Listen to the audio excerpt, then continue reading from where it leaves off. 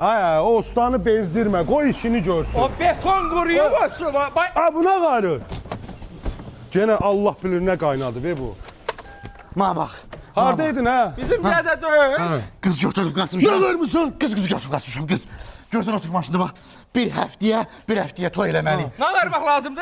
Kız götürüp kaçmışam, toy eləmək lazımdır. Her benim öğlenen yaşımda cemaat koyun məğrəbə manədə. Konuş, kız kaçırdı. Kiminsə kızın qalay, harda kaçırtmışsan? Kim kaçır? Dərdinə nə bilim qaçdım lan ha. Qaçdım. Bəri bax. Bir həftəyə pul tapın, toy eləyim mən. Hardan tapın pulumu? Hələ bunun kreditini dünən bağlamışam. Mana var, tap ver. Üzü üstə. Bir matri gedim da mən. Hə, bir sən də dayan bunda görək. elma. Buna bax. Hacam. Hay Allah, nə Tutmaz, tutmaz. fasulye tutmaz. Hani, Verdi kızın- betonu. Hə, bir dayan, nə cəmaatın qızın qaçırdıq. Görək nə qayrıq. Buna bax. Değme telefona, değme. Denə, pis olma. Hacam, Kulaq as. Hacam. Heç yoxdur pul. Yox, qəpiyim də yoxdur. Sən verərsən də əmi döysən. Gəl belə eləyək. Nağaraq. Denə.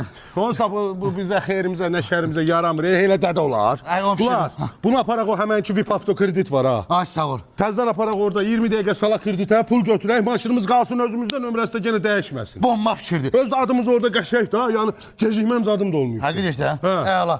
Orada keçməyə baxırlar ki. Hə, yox, yenə də amma yaxşı oğramış. Zor. Nə? Ay qıza, hara Qız aparır? ara, bu kişinin başı. Ay, gəl oturma. Sən hara Mən getsən? dedim Sən matri hara mən gedim ustalar çağırmış ya. Man, mən sana iş gördürürəm, get Benim karşıdan çay al pulunu, çek, be. çay. Gəl otura, gəl. Benim çay çek. Ya da sən oturmaya, sən biraz neysə fikrin yönünü dörcə ver. Mən dedim matrimdə.